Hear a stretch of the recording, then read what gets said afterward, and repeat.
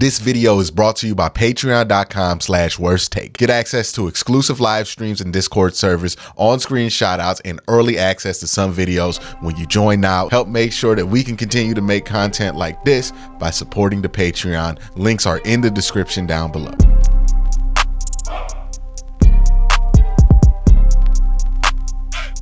Hey, what's up and welcome to Hot Takes, the show where I react to your hot takes and really just get a chance to interact with the comment section.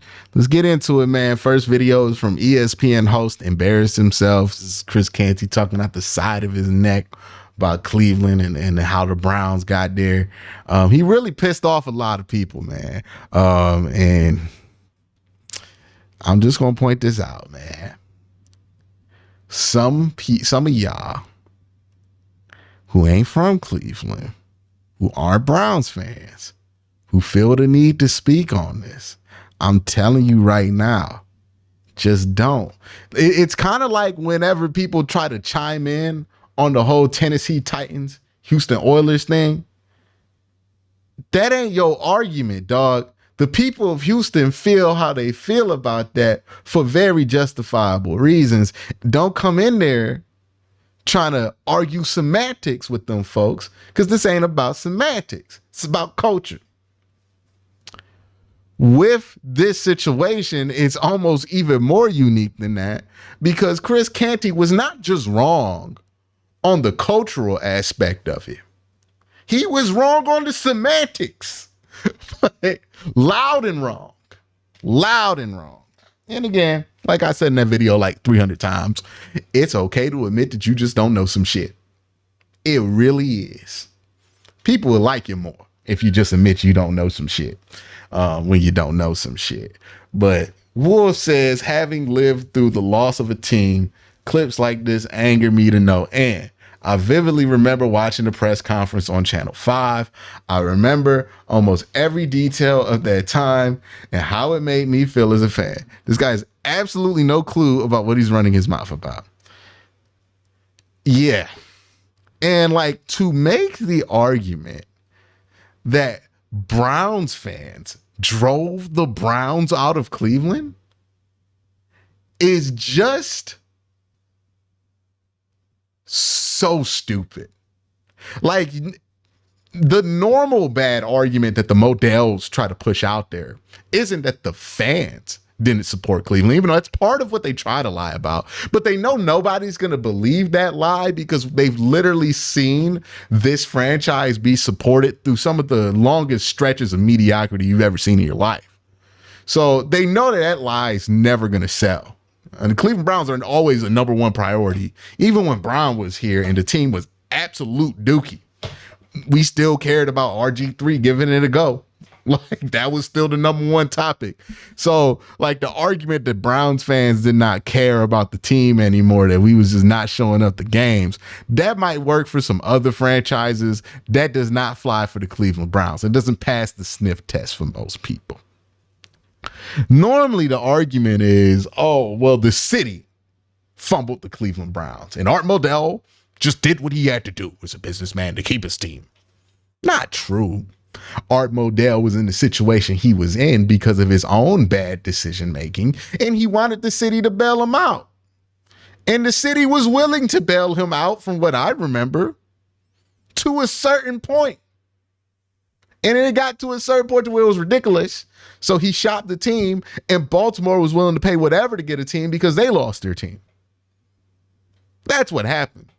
This wasn't about people not supporting the team. It wasn't even about the city itself, not just the people of Cleveland, but like the people who represent the city politically not wanting to support the team. It's about Art Modell not being good at running a business, expecting the city and its people to bail him out after supporting his team for 20-odd, 30-odd years. Well, no, he moved the team in 95. He bought the team in the 60s. So you're talking about 35 plus years of support. He couldn't find a way to make a profit with that, or he couldn't find a way to maintain a profit, is a better way to put it. And he should have lost the team, and that team should have been sold to somebody who could run it. That's what should have happened with the Cleveland Browns, because the NFL itself recognized that the Browns were a viable market, that Cleveland was one of its best markets, because you know what the NFL did? The NFL gave the Browns a team immediately after this happened. That does not happen if your team gets taken away because of low fan support. Like, if you just think about it, even if you don't know the history, if you just think about it for more than like 1 minute, that narrative that the fans didn't support the city makes absolutely no sense. Because again, if the fans didn't support the team and the team was not profitable in Cleveland because of low fan support, and that's why the team needed to be moved, why did the NFL immediately grant expansion rights to a team in Cleveland the second a new stadium was built? Sounds like the NFL knew that had nothing to do with fan support. And the NFL was like, hey, dog, we still want to make that money. We going to keep a team in Cleveland. They're not doing that to be nice. The NFL doesn't do anything to be nice. The reason there's a team in Cleveland, the reason there was an expansion team immediately in Cleveland is because Cleveland makes a ton of money when it comes to football. They're one of the NFL's biggest brands. Not like the Packers, not like the Cowboys, but certainly one of the NFL's biggest. It just doesn't make any sense if you actually think about it. And what this brings up to me is just how little time people have spent thinking about that, and instead like making judgments off some shit they ain't even think about. It's crazy to me. Ray Rag says this kind of thinking is what keeps Art Modell on the short list to be in the Hall of Fame, when he has made some of the worst decisions an owner has ever made. He fired Paul Brown, who arguably is one of the greatest and most important coaches in NFL history, pissed off Jim Brown so much because he was shooting a movie and didn't want him to do that he quits football at the age of 29, signing Andre Rison when he doesn't have the money. He was bailed out by having one of the best GMs in modern football in the modern era as Ozzie Newsome in Baltimore. Yeah, even look, I don't know if he was bailed out. He did hire Ozzie Newsome. So like he saw something in him and he was right on that inkling. So he does deserve credit for that. But he fired Paul Brown, which turned out to be a bad move. He made Jim Brown retire. Like, you can look at 3/4 of the AFC North, and it's all 3/4 of the AFC North exist because Art Modell is an incompetent businessman. The Bengals exist because he couldn't coexist with the owner, with the legendary coach of the franchise that's named after him. He couldn't coexist with that guy. His ego was too big. He couldn't coexist with Paul Brown. So Paul Brown gets a team in Cincinnati. Then he goes broke trying to sign Andre Rison. He should be like, Andre Rison was on that 30 for 30 broke. Art Modell should have been on 30 for 30 broke, but I guess it wouldn't be that interesting of a documentary when somebody can say, well, I went broke, but you know what I did? Rob the city for more money. You know, when athletes go broke, it's hilarious. But when an owner goes broke and asks you, the public, to bail him out with his tax dollars because he's super rich, nah, man, that's not funny at all. Let's not put that in a documentary. So yeah, Art Modell should have been in that documentary too. But anyways, this is a man whose entire career is a bailout. So while he didn't get bailed out for the Ozzie Newsome thing, I think he did legitimately hire him, or at least somebody in his orbit hired him. This dude's whole career is getting bailed out. Like he's just the worst owner in NFL history. He's the prime example of how not to run a franchise. And again, he found a way to go broke owning the Cleveland Browns. How? How do you go broke when you own a football team that's fan base buys a ton of merch, buys every seat to every game, buys expensive season ticket? How do you go broke? How do you go broke owning an NFL team? Like, explain that one to me.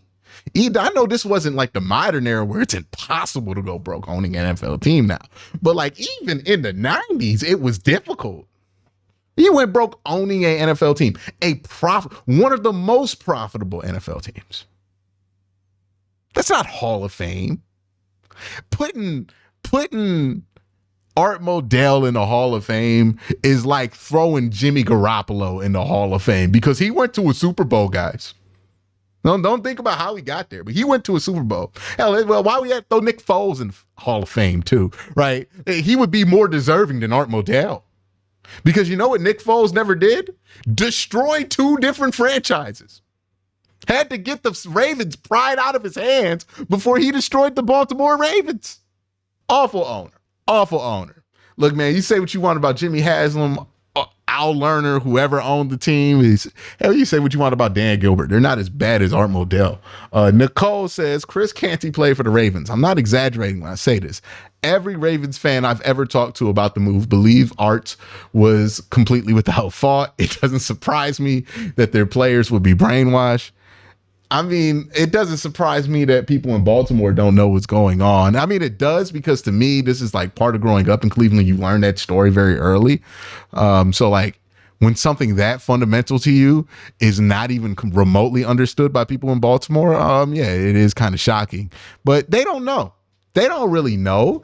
And like if the Browns lost the team and got awarded a different franchise, we wouldn't be thinking about where it came from either. And they only know what they know. They only know the propaganda that they were sold, by Art Modell. So that doesn't surprise me. I think instead of and whenever the Browns play the Ravens on national TV, instead of them doing that stupid doom scroll where they remind us that the Browns fumbled and John Elway got a drive off on us in the 80s, instead of doing that shit, how about when the Browns play the Ravens, if you work on that production team, we can get a package where you explain the history of what happened between these two franchises.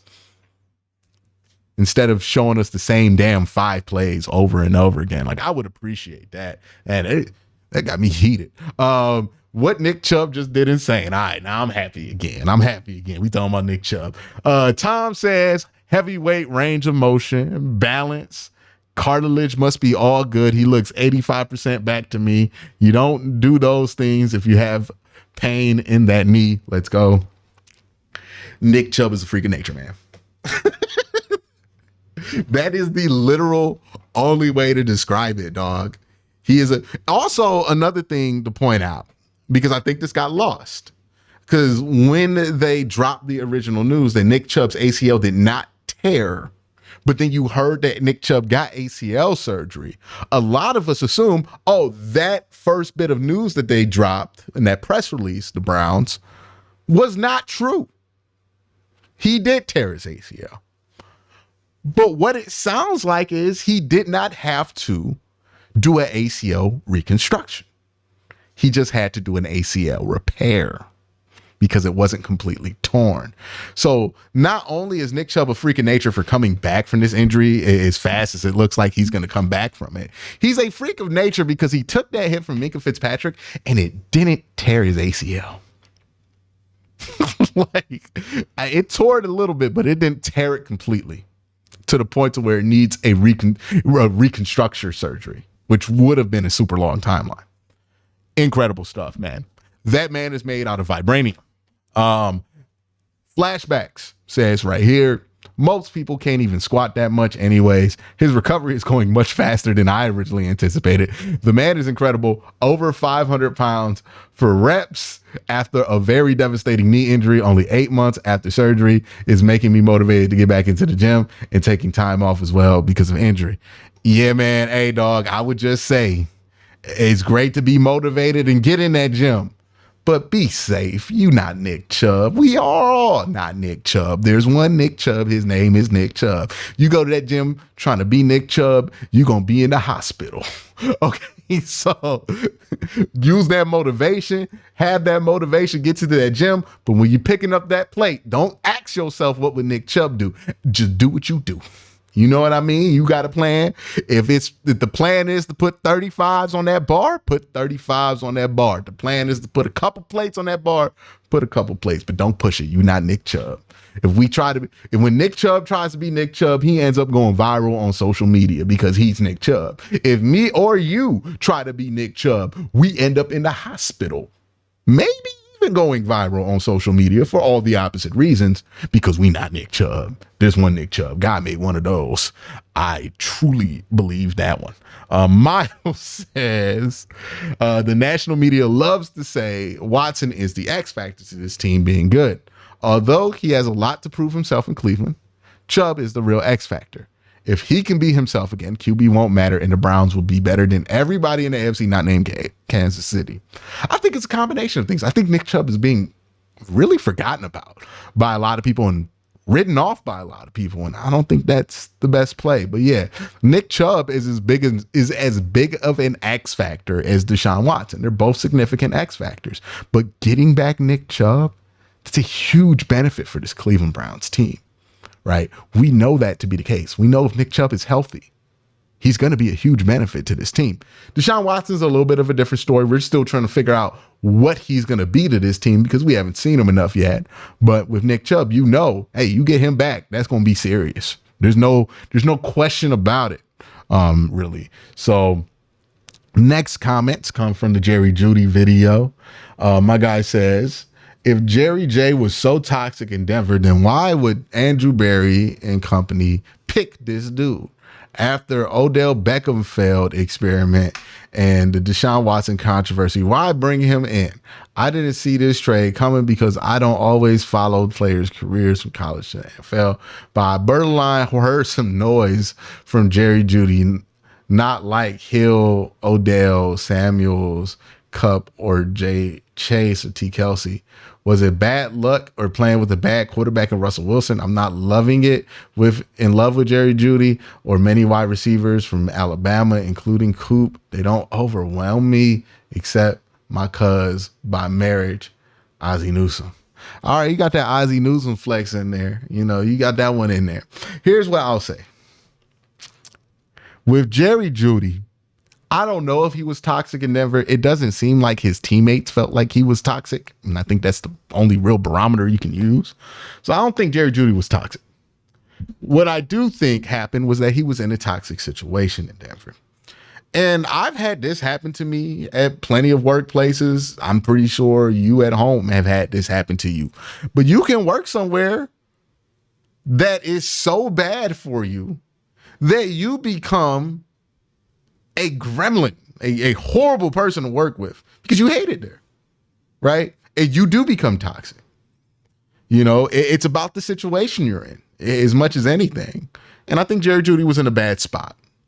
I think Cleveland should be a better landing spot for him. It should be a better spot to prove where he is. And I think a clean slate is important because maybe Jerry Jeudy was on some immature shit. Maybe Jerry Jeudy was,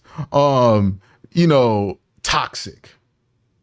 But now he has a new place to land. And when you get a new clean slate somewhere, you get to have a clean slate at being the person you want to be, right? When you're somewhere and one thing goes into the next and one bad reaction leads into the next, you just kind of become that person that's your reputation. But when you go somewhere new, you get a chance to build a new reputation and be the person that you want to be. It's happened with me. That was college for me. Right? High school, lazy, didn't turn in work, didn't care about my grades, had a reputation for being lazy, had a reputation for not wanting to turn in my grades, not showing up to class, all those things. I didn't like that. But 4 years of high school had dug me a hole in that reputation. So when I went to college, it was a clean slate. I wanted to maintain that clean slate. You could do the same thing with relationships. You might have been horrible in one relationship with somebody. And maybe it's the other person's fault. Maybe it's not. It's usually a combination of both. But then you get in a relationship with somebody else and you realize you got a clean slate to do this thing right with somebody that you care about. And you start taking care of the things that you need to do because you got to be grown. That's the situation Jerry Jeudy is in. His last shit didn't go well. It's up to him to realize why that didn't go well, not just blame it all on the people of Denver, but why that didn't go well and figure out what he can do differently in Cleveland to avoid this situation from becoming toxic like that one. That's what it is. It's growth, right? And that's the opportunity that Jerry Jeudy has. He has the opportunity to have a clean slate and be the person he wants to be. Now, if the person he wants to be is toxic, he will be toxic. But if the person he wants to be is what it sounds like, whenever I hear Jerry Jeudy talk, he talk about just being a hard worker, grinding and winning championships. If that's who he wants to be, well, now you got a clean slate. You let go of everything that they threw on you in Denver. Now you get to be that guy. That gets to be your reputation. Jarvis Landry, another example. And this will be the last one because I'm kind of going on about this. But Jarvis Landry is another example. Jarvis Landry was a locker room issue in Miami. He got to Cleveland and he wanted to be Mr. Locker Room in Cleveland. So what he started doing, all the Mr. Locker Room stuff. Got that clean slate, wanted to repair his reputation and attacked it. That's what Jerry Jeudy has on him. I don't know if he was toxic in Denver. He might have been toxic in Denver, but that's not what we're talking about. What he did in Denver. What we're talking about with Jerry Jeudy, this situation is going to be in Cleveland. As far as his potential goes, I think he has a lot of potential. He's a good athlete. He's a great route runner. I think the hands could be a little bit more consistent. You're right about the fact that a lot of these Alabama receivers, I will give you the point that a lot of these Alabama receivers aren't really the blow your head away, oh my God type athletes. Like outside of Julio Jones, that's not what they produce at Alabama. What they produce in Alabama are technicians. Alabama don't really throw a lot of grenades. They got assassins and they train you to be an assassin. So that's just what they give you there in Alabama. It's a different style. It's not going to be a crazy athletic one, but I still think it's very effective. All right, let's talk about Brandon Ayuk situation. Why didn't the Cowboys want to pay Cooper? This is a response to me saying, hey, if you want the Browns to trade for Brandon Ayuk, you got to answer the question, why did the San Francisco 49ers, who drafted and developed, and I think that's an important distinction I made there, drafted and developed Brandon Ayuk, want to pay Brandon Ayuk? And this user is responding by saying, hey, the Cowboys didn't want to pay Amari Cooper, but it worked out for the Cleveland Browns. Two different situations. One, the Cowboys did not draft and develop Amari Cooper. We're talking about Brandon Ayuk, a player that they drafted and developed, versus Amari Cooper, a player that the Cowboys had in the building for like 2 years. And what's interesting is that the Cowboys did not want to keep Amari Cooper after they paid him, because they did pay him after they traded for him. They did not want to keep Amari Cooper after they paid him because they wanted to keep somebody they did draft and develop. Also, another distinction, the Dallas Cowboys aren't close to the franchise the last few years that the 49ers are. I mean, the playoffs will tell you that. Like, do you really think the 49ers and the Dallas Cowboys are the same caliber of organization? Like, I'll make a trade with the Dallas Cowboys. I'm not worried about that. And you can outsmart the Dallas Cowboys. They're not the 49ers. So I get what you're trying to say here, but I don't think that parallel is as clean as you make it out to be, because one, Dallas, not the 49ers. Two, Amari Cooper's situation very different than Brandon Ayuk's. Amari Cooper was traded for the Cowboys versus Brandon Ayuk, who was drafted and developed by the team that does not want to pay him. Now, you can make the argument the Raiders didn't want to pay Amari Cooper. So does that mean Amari Cooper's not good? No, because the Raiders are a terrible organization, especially back then. Of course, you don't care what they do. It's about the quality of organization, and it's about the specific situation the player's in.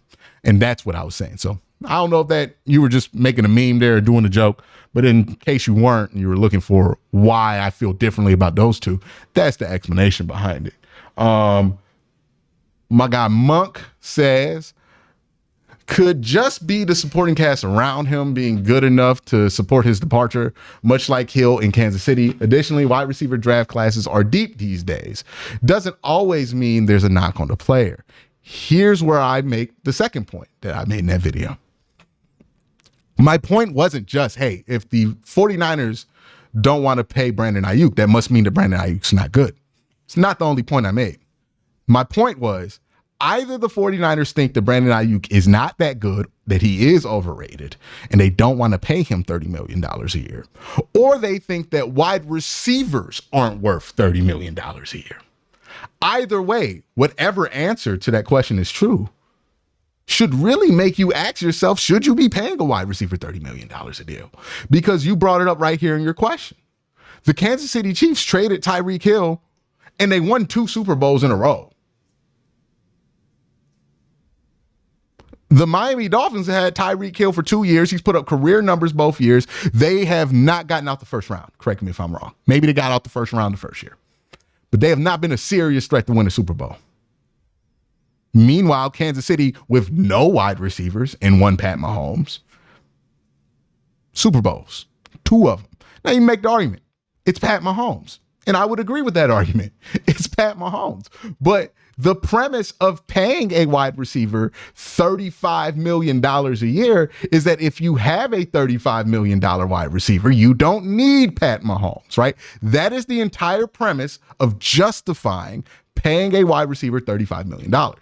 Having Tyreek Hill and Jalen Waddle, 2 $30 million wide receivers, doesn't even bring you within spitting distance of the Kansas City Chiefs. Think about that.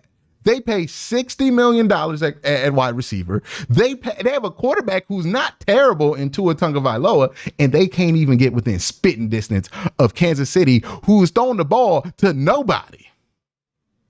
It makes you think, how important is wide receiver really? Is it really worth $30 million? Again, I'll say this until somebody gives me an answer.